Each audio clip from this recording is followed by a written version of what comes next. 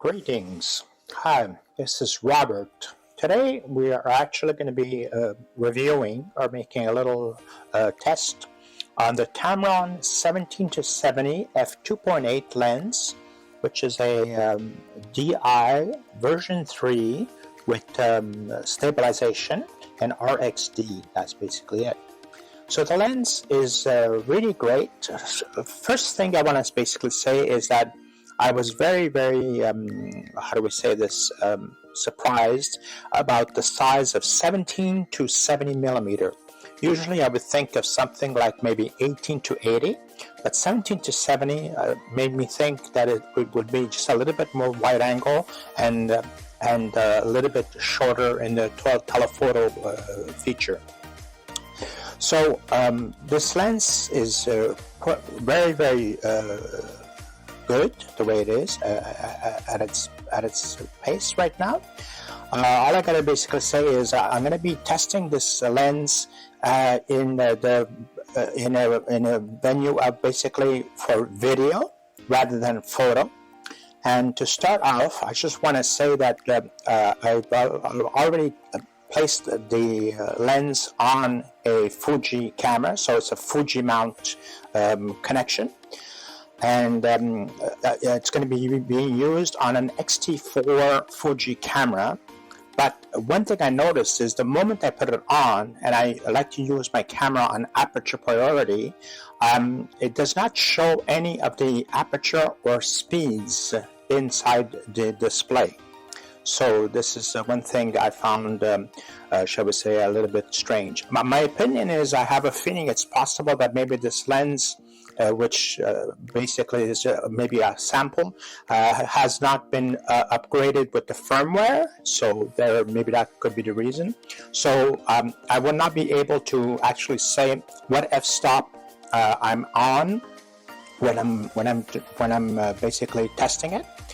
Well, I'll try to go on manual mode on the speed and aperture manual also, and possibly with the dial on the camera, I'll be able to, I would say, see the apertures and the speeds. I'll check and see if that works. If it doesn't, well, then I'll basically test it, like I said, only for video, because I believe this is a very nice lens for video, and was tested at that, I would say. That's basically it. So, of course, as you can see, also a lens hood is included with it too, all right, for wide angle and all stuff like this. So it's a really great, good lens. Size of the filter is 67 millimeter. It does come with a cap also, that's true. This is what's called the focusing ring, and I did try it on manual focusing, and it does work. Yes, it will focus, that's true. And 17 to 70, it starts at 17 this way and turns this way for 70 millimeter. That's basically it.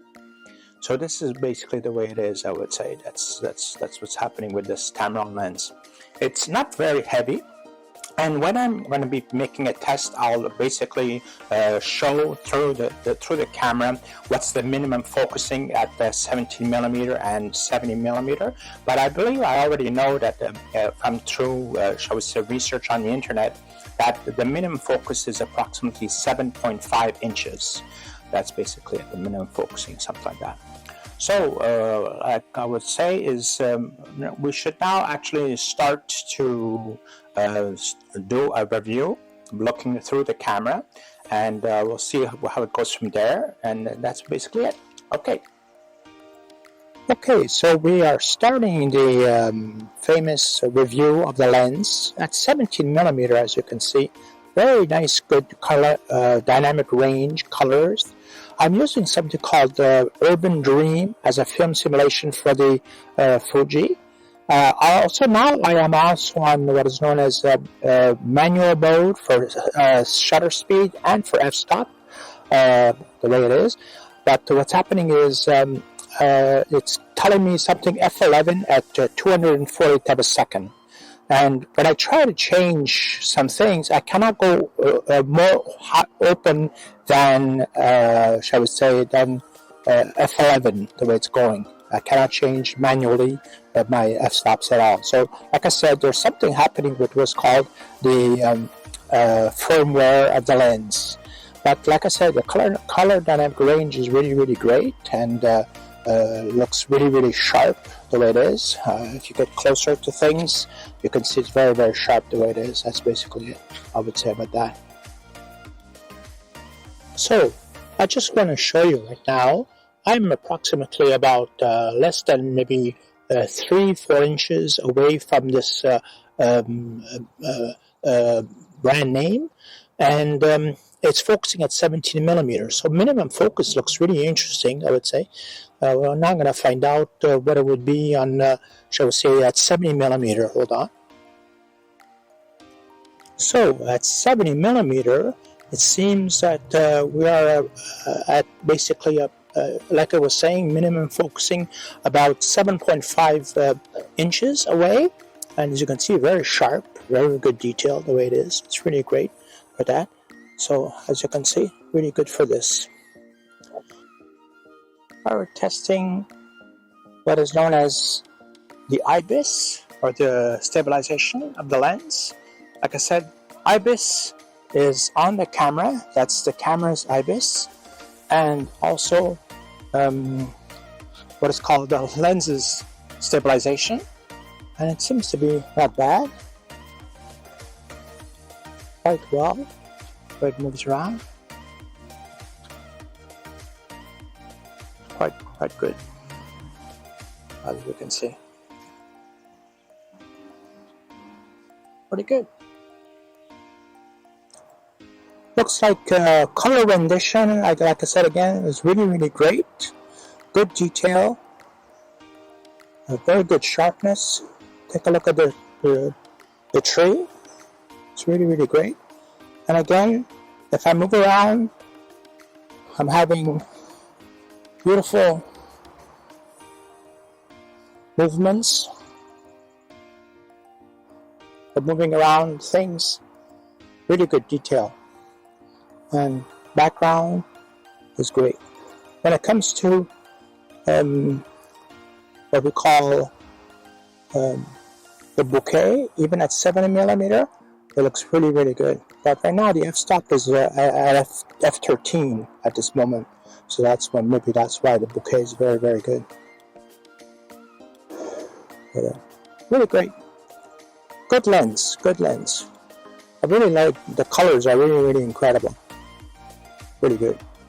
Just want to show now from the right side of this image, this video. Just want to show you that the line of the window is nice and straight, so I don't see any vignetting. Now, if I go in at 70mm, again, I don't see any vignetting at all.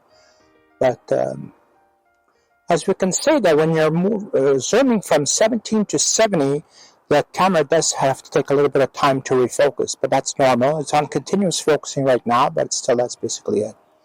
So all in all, the lens is really great. As like I keep on saying, the stabilization is really smooth and great for zooming in. I find the turning of the zoom is a little bit on the hard side, but not very much. It's still okay, you know. It's pretty good. So for a video useful lens to do for video, I would say this is a really great lens for that. That's basically it. So I hope you enjoyed this little review, and basically in the future there might be more other lenses or other things I will probably review. Good enough. Thank you. Bye-bye.